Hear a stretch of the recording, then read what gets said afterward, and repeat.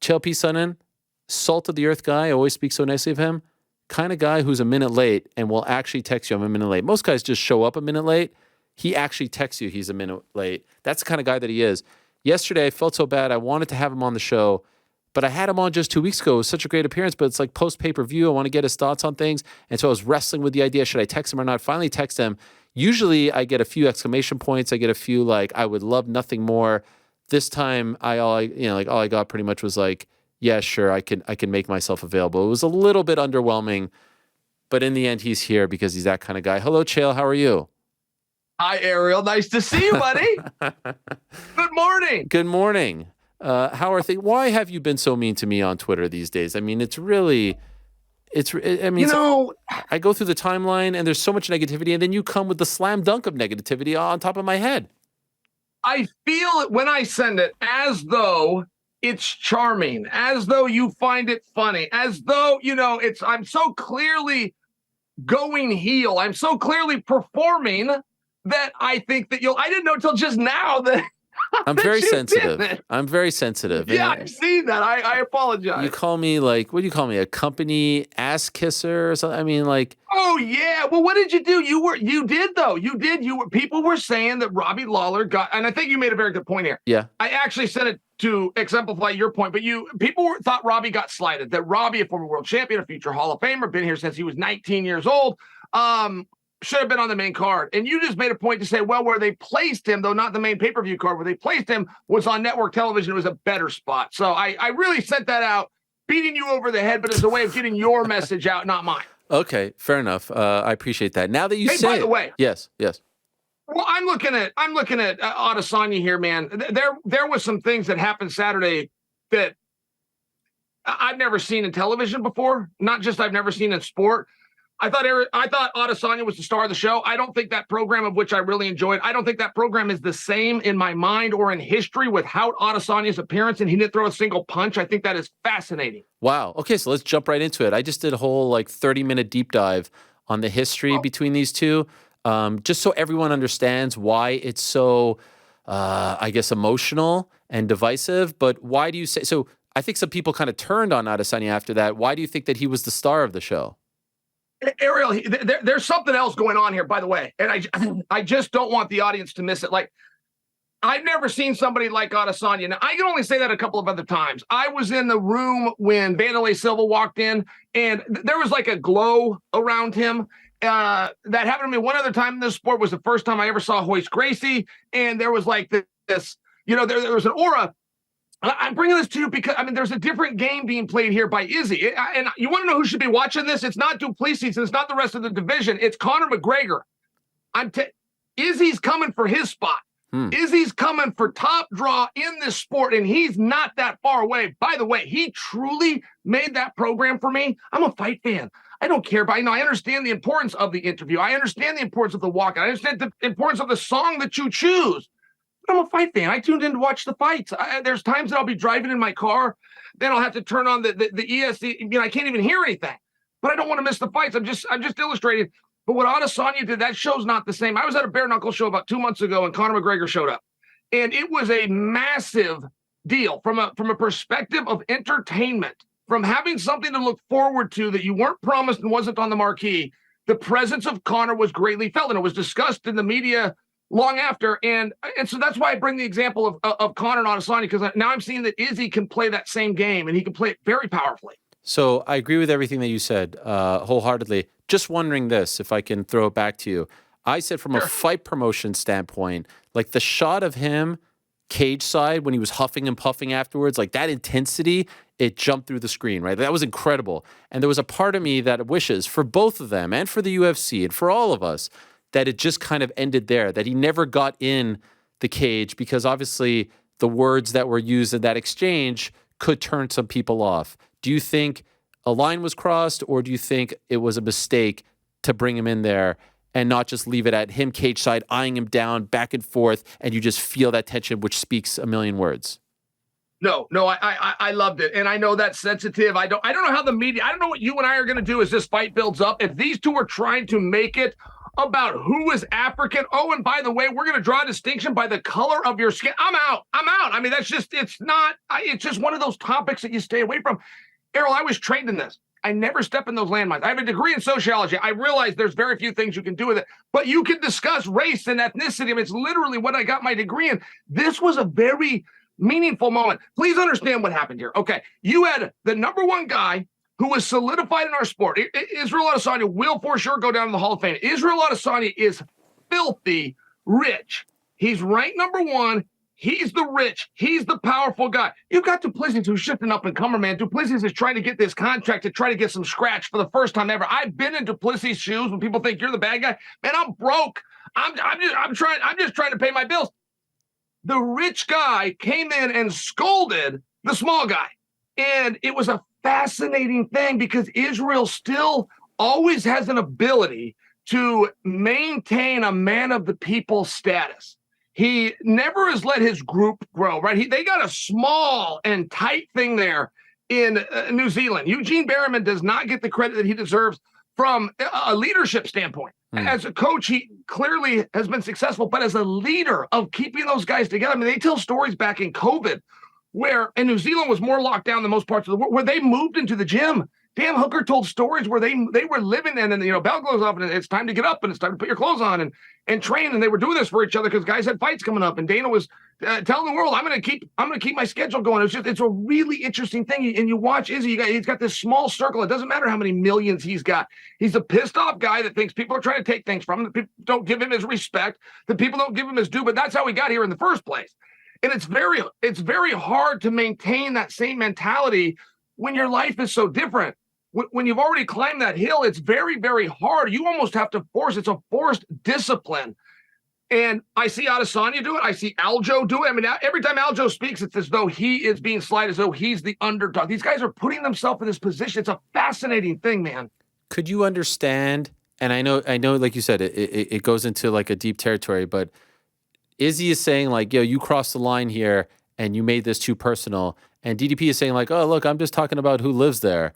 But if you go back to his original comments, and have you heard his original comments? Would you like for me to play them to you? I could play them for you just for context. Be helpful if you reminded me, please. Okay, let me play it for you. This is the original. This is how it all started between them.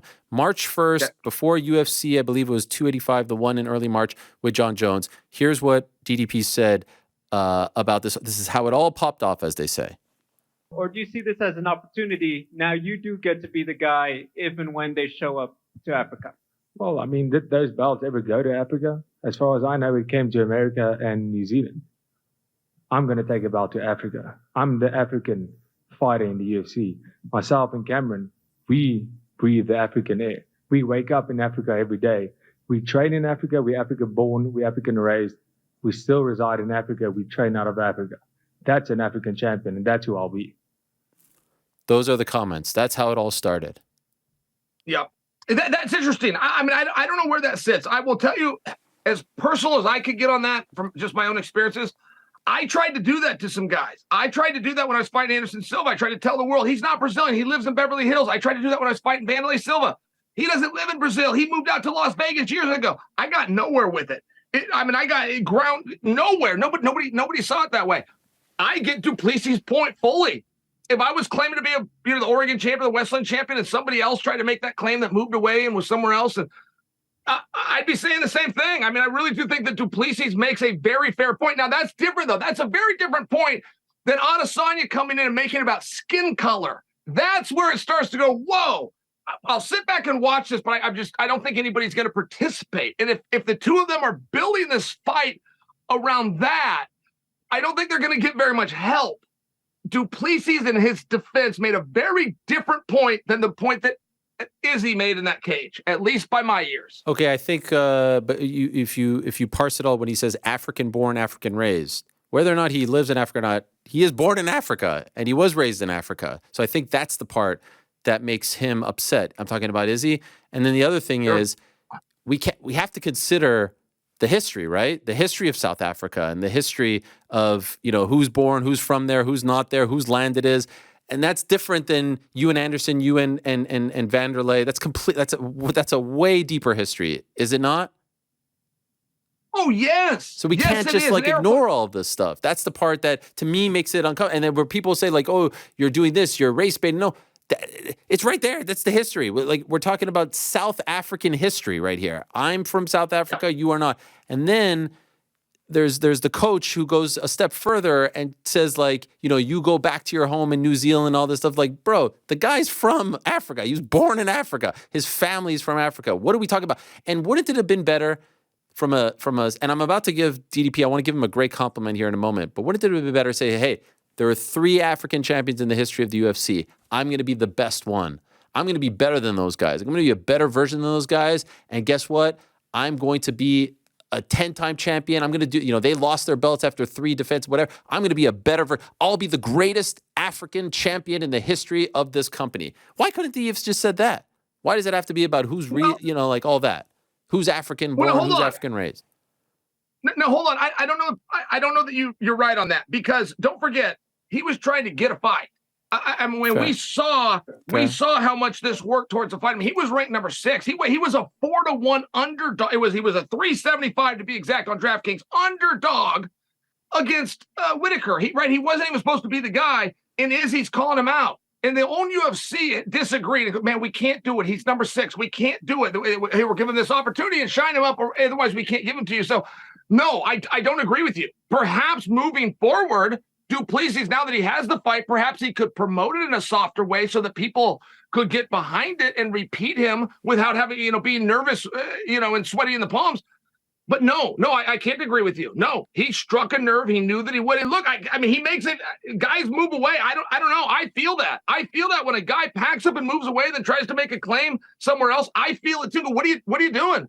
What are you doing? You're a man without a country. You're over here. If you went over there, then represent them. If you're living there, how are they going to be proud of you? And that's where you are. I don't personally understand it. It sounds like you do. So I don't know. Maybe somebody gets split down the middle there. Yeah. But I think du Plessis' point, I think it's very fair if a guy moves away. I guess I understand it on the other side as someone who is, I mean, I'll be honest, like I'm more proud of my Canadian roots than I am American roots, but I've been living in America for 20 years. It's no different, right? Like I'll root for Canada over America in the Olympics if they're going head to head. So that's why I kind of understand the mentality of someone who's still very proud and wants to rep the original home country as opposed to the adopted one. But all right, I understand where you're coming from as well. And yes, ultimately he was trying to pick a fight and he got the fight. Credit to him for beating Robert Whitaker. And here's the compliment. And by the way, I do want to say something. I don't think that DDP, like I think it's unfair to call him a racist, and I've never called him a racist. I just think that it's impossible to not talk about all of this when talking about it because of the history there. Now you could say, hey, I didn't mean any of this, and that's great. And I believe that. But perception is reality, right? And some people are going to take it the wrong way. And I think Izzy took it the wrong way. And that's why it got so deep. But here's the compliment. If this guy, DDP, beats Robert Whitaker on July 8th and comes back and fights Izzy 2 months later, that's unprecedented stuff. Like, as you know, no contender is coming back 2 months later to fight a guy of Izzy's caliber. Is there any part of you that thinks this is almost too good to be true, that it's not going to, we're all assuming it's going to happen, but do you feel like there's a chance it might not happen? No, I believe very much that it would happen now. I did it on Saturday. On Saturday, I thought, hey, we're missing something here. And by the way, they're now saying this fight is 2 months away. I'm completely fine with that. But somebody misspoke. When this was first announced, it was announced there's a brand new television deal in Australia in August that will be headlined by Izzy. I got to bring that to you, though. I'm only as good as the information I was given. That's what we were told. So then when it was believed and reported that Whitaker, who they do not want to fight Izzy, but that Whitaker and du Plessis is going to be a number 1 contenders fight, I was in the same boat as you. I said, no way. Nobody's getting turned around in 30 days. Not when Islam Makhachev doesn't have a fight and he's been out for 5 months. No one's getting turned around in 30 days. We're missing something here. And I thought that was very interesting. So then when it did happen and Rogan made the announcement, but then they also changed the day. Then now all of a sudden it's 2 months. It's not in August. So I will just tell you, as fans, we were not given accurate information going into this. But no, du Plessis isn't going to miss this fight. And I really do think this is an interesting thing, by the way, on the spirit of complimenting du Plessis. Because du Plessis made this happen. He didn't say anything racist. Come on. He went after and he's defending his country and he said it the way that he says it. Don't do that to him. But as he went to get this, he couldn't get the fight. He couldn't get the champ Adesanya historically has called out all of his opponents, including Yoel Romero, who was on a loss. He has steered his own career better than anybody. He calls out du Plessis. Du Plessis can't get the fight because he's ranked number 6. The first time I ever heard of du Plessis was on December 10th, or at least for the card that was December 10th, because Bo Nickal in the same weight class was on the main card and du Plessis was on the undercard, and du Plessis took to Twitter. I saw that tweet. I then went to his Twitter. He had 334 followers at the time. It's the reason that his message wasn't getting out. So he goes from an undercard in December, which wasn't that long ago, to now he's the most talked about guy on the biggest MMA show we've got, yours. I think it's a really interesting thing, and I think he did a really good job. Oh, and by the way, as far as being ranked number 6 and a 4-1 underdog 3 days ago, not only is he not number 6 anymore, Ariel, that performance, that du Plessis that Whitaker had to deal with, that's a top 5 guy ever. Yeah. He was ranked number 6 a week ago. That guy is top 5 ever in that division. And it's amazing. We've been talking about this fight and this story for about, 15 minutes now. And there was a title change in the co-main, and then there was an all-time performance in the main by arguably the best pound-for-pound fighter in the world. That's how big this all is. And so let me ask you, he continues to defy the odds. Like, it's every time, it's like, no chance he could beat Robert. Look how awkward his style is, and look at his cardio. Do you think he could beat Israel? Oh, yeah. I would not predict him to beat Izzy. I think I would be impressed if he won some rounds or won a round. I just think Adesanya is kind of on this next level. But I will tell you that specific performance, it's hard to say, Eric, because we've never seen that guy. That guy hasn't showed up before. The du Plessis in that first 3 minutes of the fight is the du Plessis I'm used to. The du Plessis in the last 1 minute of the first round I hadn't seen until that moment. And the du Plessis that came out in the second round and for the rest of that match that's a whole new guy that I just personally am not familiar with. So yes, he is the rightful number 1 contender, and he can give problems to the champion. Yes. Can't wait to see it. Can I ask you about Alex Volkanovski, Izzy's teammate? Were you surprised that he beat Yair that dominantly? Yes. For a number of reasons. And, first off, Yair did a really great job. He's worked on this for 2 years of staying under the radar. When Yair broke into this sport and came to the Ultimate Fighter, he was getting his name out there and he was a little louder. Once he starts to kind of climb up, he stays real quiet. He submits Brian Ortega, but they don't call it a submission, which is weird. He goes to guard, he pulls an arm bar. When the situation ends, the arm that he attacked is injured and the fight gets stopped. That's called a submission. Like, this isn't a riddle. I don't even know if Sherdog.com has it listed as that to this day. The announcers never said the word submission that night. It was this really weird thing. Odds makers didn't want to pay out to people that called first round armbar submission because they said it wasn't a submission. That's a submission. I fully don't understand this, but I make a point to you that it's a really good story for him to tell. He's never told it once. He goes into his next fight. He's known as a stand-up guy. He finishes that fight also on the ground.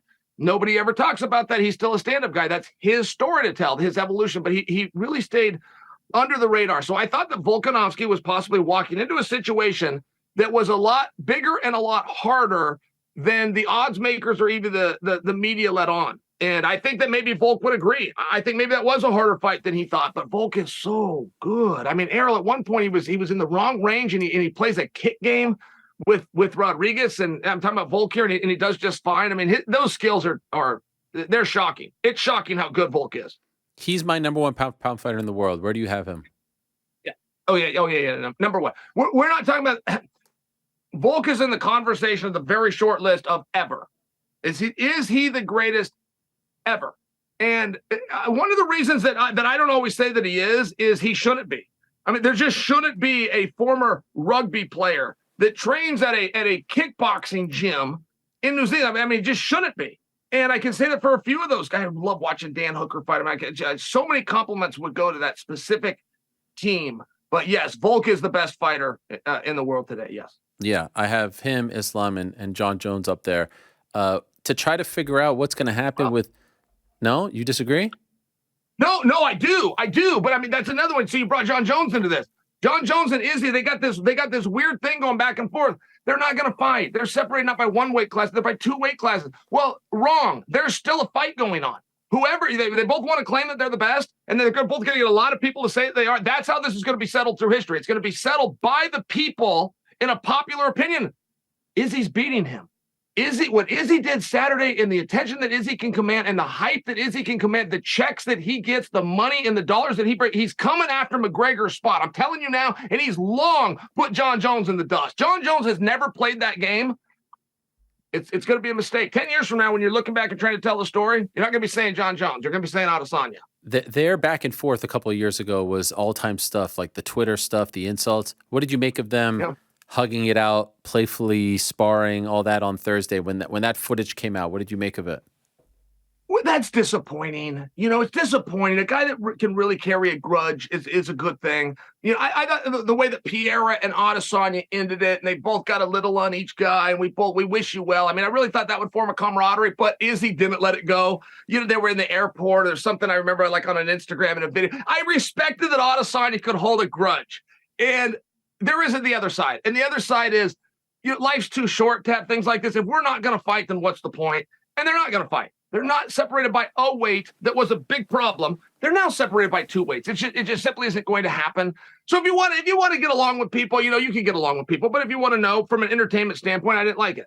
Okay. I was interesting because I publicly said I didn't like when I saw Bisping and Rockhold buddy it up because they had it'd be almost like, I don't know, what's a great rival, Conor and Khabib, like there was just something about Bisping and Rockhold where I almost felt like they were better off as foes because I didn't really believe that they truly despised each other, but the rivalry was so great. Then they're buddying it up and I was like, But in this regard, to your point, I don't think they're ever going to fight. So there was something kind of nice about them hugging it out. There was something, I don't know, maybe I'm getting old, but it warmed my heart a little bit. No, there's definitely a truth to that. Yeah, for sure. I mean, what do you want to do? You want to walk around and do that? I fully understand your point. Look, you got a sport going on here, and Jon Jones he's great at the sport. But then you have the fight business, and that's a game that not very many guys play. Izzy plays it. Conor plays it. Jon does not play it. And so it's a different level. It's a different thing that's going on with these guys. Like if Jon watched this piece right now, he wouldn't even know what I'm saying. What is he saying? What is fight business? What's he talking about?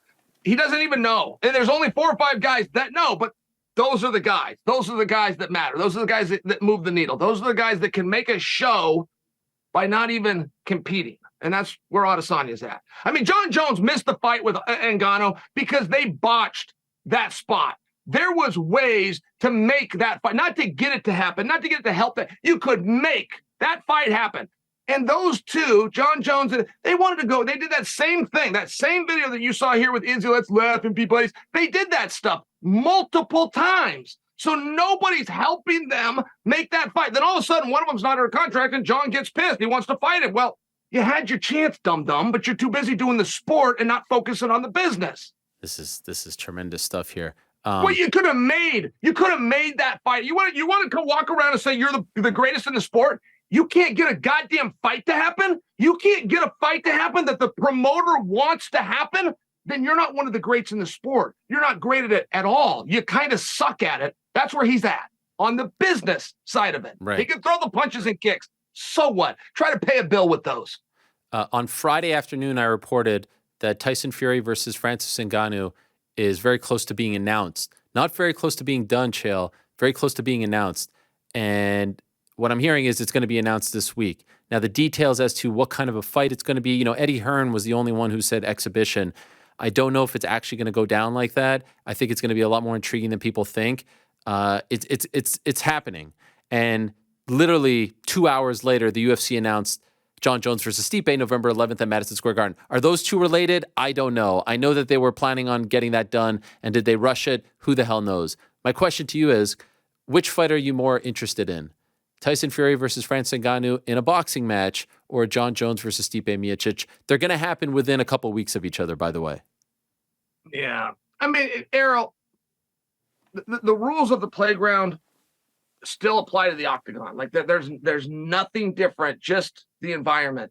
And when two guys don't want to fight, man, I don't want to see it. And Jon Jones and Stipe clearly don't want to fight. Which one it is, I don't know. They clearly don't want to fight each other. So that's very hard to get an interest in.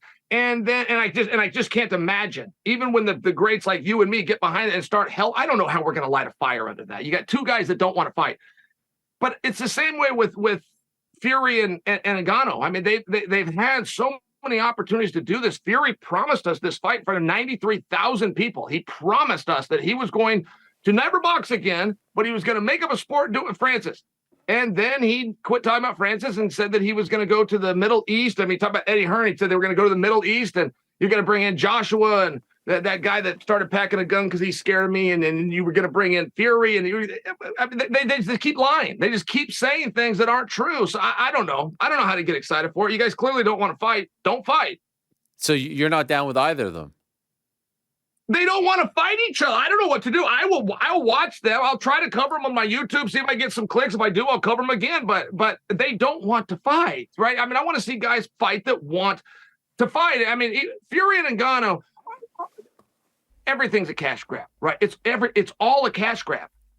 But you got to want to fight to get the cash. These guys are telling the world, we're only doing this for the money. We're even going to make up the rules. Not only is it going to be, you're talking about it's not going to be an exhibition. They've told us they're not going to box. They're going to do something else.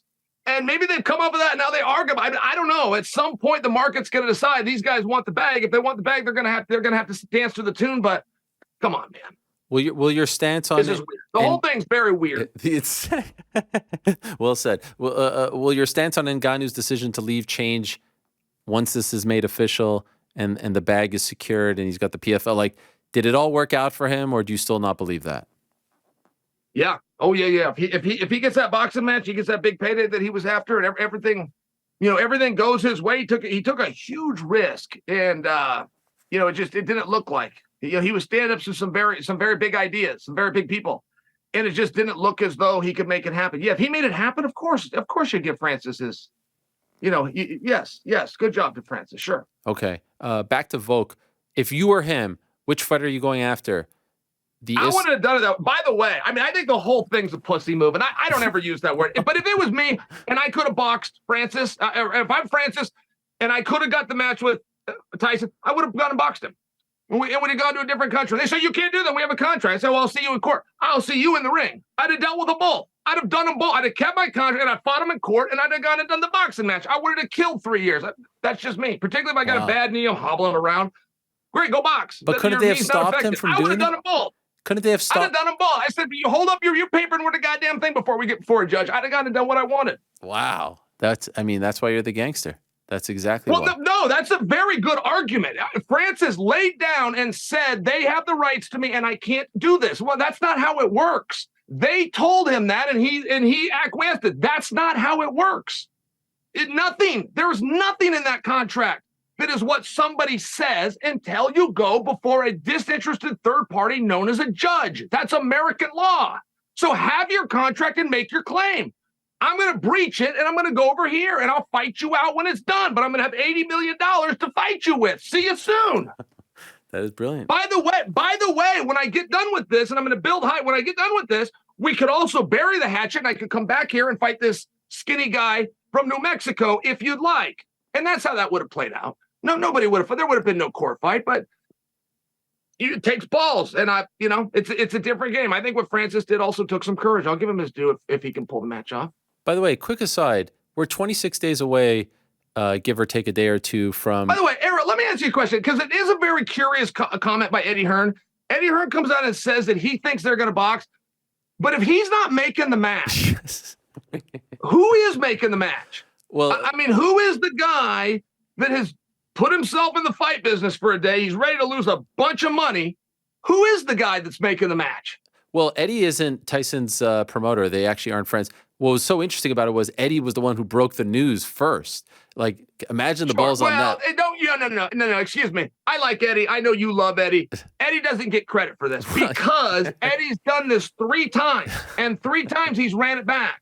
He's the one that told us they were going to box. Then he's the one that told us that Joshua and Fury, they were all teaming up and they're going to the Middle East and a $200 million payday. Now he's back to this. So no, he doesn't get credit if this turns out to be true. I could sit here and tell you 10 things. We said one gets true and all of a sudden Chael's the news breaker. That's not how this works, man. Like Zuck versus Musk at UFC 300. Who's the guy making the match, though? Well, but Errol, I'm going to continue to ask you this.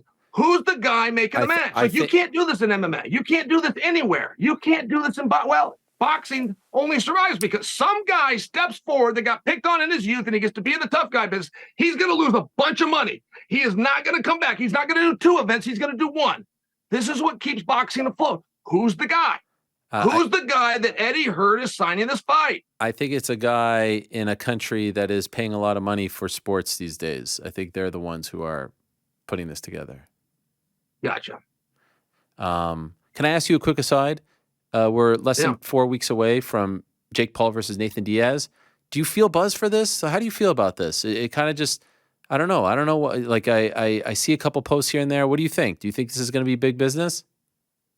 I'll be very curious. I'll be very curious. I don't know what they have in store, right? I think that Jake Paul's very good at hyping things up. I think Nate Diaz, even unintentionally, is really great at marketing some of those moments. So, I think they got a lot of hard work in front of them for the next month. Okay. Can I ask you about Volk? If you're him, are you going after the Islam rematch or are you going after Topuria? They had a nice little face-off there right as they were fading to black. Did you see that? Topuria jumping in there, going face-to-face. I thought that was a good piece of business on his part. What are you doing if you're Volk? What are you chasing?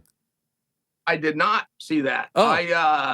I did not see that. I was live. I did a YouTube live. Oh, look at you. And but Ariel, I didn't comment on it. I didn't know what happened. Somewhere I thought the show was over, and I went and I talked to the community. I never addressed it. I never knew it. In the comment section, people tell me, "Hey, did you turn out early?" Yes, I tuned out early. I did not know that happened.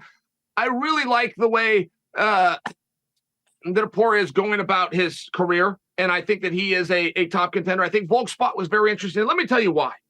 Volk has made it very clear that he wants Islam, and that is not any kind of a secret, and it's to the point that you even got the decision maker Dana White to say, if they both win their next fight, I'll give them the rematch. So as soon as Volk wins that fight, he is singing a different tune. But the morning of that fight, Charles Oliveira, who was supposed to have the fight with Islam, does media and says, I'm not doing the fight with Islam, which, by the way, I don't know how you get the media to announce something you're not going to do. Like, I could also announce for you, or I'd like to announce for you, I'm not going to be fighting Islam. That's a really weird thing, and I don't think you'd have me on for that. But he did it. And so now Volk finds himself in a position where the fight that he was begging for, he's now needed for, potentially. And all of a sudden, he's putting out a little bit of an arm's reach. I don't think it was a calculated strategic move, but if it was the perfect move. And I do think a lot of news is coming out that day. I mean, you have Volkanovski, who lost. Right? There's a big fight in Perth called Islam versus Volk. The loser got a match, made a ton of money, had a training camp, got licensed, did the travel, and had the match. The winner of the match isn't even booked yet. That's weird. Yeah, it is weird. They're also keeping him for Abu Dhabi, just like they're keeping Khamzat Chimaev, which is also a weird thing. And you broke on this show back in April, Khamzat versus Paulo. Who knows if that ever happens at this point? But I suspect we'll see Khamzat back in October. True or false, Chael? True or false? Bo Nickal beats Khamzat Chimaev if they're fighting next. Oh, the Bo would beat him. I would need a little bit of time to think about that. Yes, Bo could most definitely. Isn't that crazy? Beat him. Yes. Well, I don't know if that's crazy. I mean, Bo said that before he ever got in there. Nobody would fight Chimaev, and Bo's like, "Well, don't say nobody because I will." And you remember Chimaev came out. He said, "Who is this boy?" And I'll just share this with you. While Bo has showed that he has the skills that are very similar to Chimaev's, we do have a habit in this sport of whatever is fresher and newer becomes a little bit shinier to us. Mm-hmm. Let's not forget how damn good Chimaev's been, okay? And I know we had a dust-up that we weren't expecting with Gilbert Burns, but I think that Chimaev answered more questions than that. Can he dig deep? Can he come back? Can he deal with adversity? I think that was a real positive. I saw that match a little bit differently than other people, and they're both undefeated. They're both special. But I'm not ready to say that the new guy is superior, not just yet. The fact that we can even have that conversation, though, speaks volumes as to how good Bo is. I'm blown away by him. Hey, he could have made the fight. Errol, he could have made the fight right there. I mean, again, I got to come back to this, right? You've got guys that do the sport, and they do the sport really, they're special talents. I give Jon Jones a hard time. Come on, man. I dreamed of being as good as Jon Jones. I acknowledge he won. He won that. But then you have guys, they're controlling the business. Right? You have guys like Conor McGregor who've stepped forward and said, over all of you, and I'm the boss even after a loss. I can't remember the last time Conor won. Red Panty Night still runs the night. He is still the top draw in this sport. And I only bring this to you because It's a very different. You can make fights happen. John and Francis, the promoter, wants them. Stephen A. has already announced on SportsCenter, and they can't make. They don't know how to make this happen. And meanwhile, you got Ilya Topuria jumped in a cage. He committed trespass as a way of trying to make sure he got his attention. Get Bo Nickal in the fight. If he wanted to fight Chimaev, he could have made the fight right then. He could have made it right then, and that was his moment. And he's smart enough, and he knows that. The money's the same. It doesn't affect your bonuses. It is what it is. He didn't want the fight right now. Two last quick ones, if I may. Robbie Lawler. By the way, yeah. Before, just so you know, I just said that Bo doesn't want the fight. Chimaev could have the same damn thing. Sure. They know how to make fight. They know how to do this. They elect to not do this. You got a good Robbie Lawler story from back in the day? What a send-off that was. I mean, that was unbelievable. Any good old school? I mean, pretty much came in at the same time, no? I don't have a great Robbie Lawler story. I will just tell you that I saw his first ever fight in the UFC. And there was a story. There was a big event. TJ used to put it on in Hawaii, and it was called Super Brawl. Yes. And it was a really great MMA event. They even had distribution. It was, on the Blockbuster shelves, but you could see this stuff. And Dana White used to attend that personally and personally scout talent. And the story goes that Dana was there and came to his feet when this 19-year-old from Iowa named Robbie Lawler fight. And Dana yelled, "I'm going to make that guy a star." He then signed him, and Robbie was 19. Robbie had the greatest fight I had ever seen at that time. It was against Aaron Riley in the UFC. And I want to say maybe that Robbie debuted against Tiki, right? Like I could have one of those time frames off. And Robbie was not ready for the exposure. He was not ready for people to be walking up to him and saying hi and knowing who he is. And he even did an interview about that. I saw that in person. I was at that event, but I saw Robbie not knowing how to handle it, and I read the interview where he talked about, I don't like when these people come that I don't know. I don't know why you would come to talk to somebody you don't know. So, but I kept that with me. So 10 years later, when I see him, right, it's a totally different Robbie Lawler to the business. But I remembered that he said that, so I didn't go up and say hello. I thought he didn't want people to say hello to him, and he said hi to me. He goes, "What's going on, Chael?" Like we knew each other. And I just rolled with it. I said, "What's up, Robbie? How you doing?" And I had a really great conversation. I've had him on podcasts. It turns out he looks really scary, but he's a really nice guy. Like if anybody has ever in the history of time looked like a cage fighter, whatever that means, it's Robbie Lawler. Yes. Okay? That's what a cage fighter looks like. That's what the scary guy in your the eyes, the cold, the jaw, the whole bit. It's Robbie Lawler. Turns out he's also a really nice guy. That was a hell of a way to see a guy go out. Nobody gets to go out like that. But it was incredible. It was incredible. Last quick thing. Any last quick? Who do you got coming in behind me? Jens Pulver. Any last quick thing? The legend Jens Pulver got his Hall of Fame moment. He's standing by. Oh no, I stand down. I stand down. And this is part of my guilt. Like I don't want to take up too much of your time because it's always about the next one, Chael. That's the secret. If you keep people on for too long, the next time you ask them, they're like, fuck, it took an hour out of my day. So you got to leave them, a little bit, and then they want to come back. Complimented me. You're a genius. That was very nice. Do we have another? You put us on the map. You made us famous a couple of weeks ago with the Zuck Musk breaking news. Yeah. Any updates on that? Maybe we could get on TMZ again. Anything else? Errol, not only do I have nothing, I've watched that, and I think there was an insult that came out over the weekend. I tried to verify that it was true. It was done on Twitter. I tried to verify it was true. I didn't really see it. I haven't seen those guys really, yeah. I think that died down. It feels like it died down. No, I think it's a thing. Dana White even said this weekend it's a real thing. Oh, okay. So it's bad. Okay, well, and I appreciate you telling me that because it is fun. I was at a barbecue, my neighbors, yesterday, but that was the topic of discussion. When I walked in, they were talking about it. And then like, "Oh, Chael, what do you?" The whole neighborhood was there. Must have been 50 people. That's what they were talking about. I mean, this is a big deal. It's a really big deal. So I hope that you're right. I hope it is still out there. Appropriate that you'd be the one fielding questions. You broke the news of when they're fighting. Sure. No, I hear what you're saying. It would be appropriate, but I just hadn't heard anything between them. You just shared something with me. You know what? I'm feeling rushed at this point. Hello to Jens. I've missed you. Talk to you soon. Love you, Chael. Thank you so much. There he is, the great Chael Sonnen.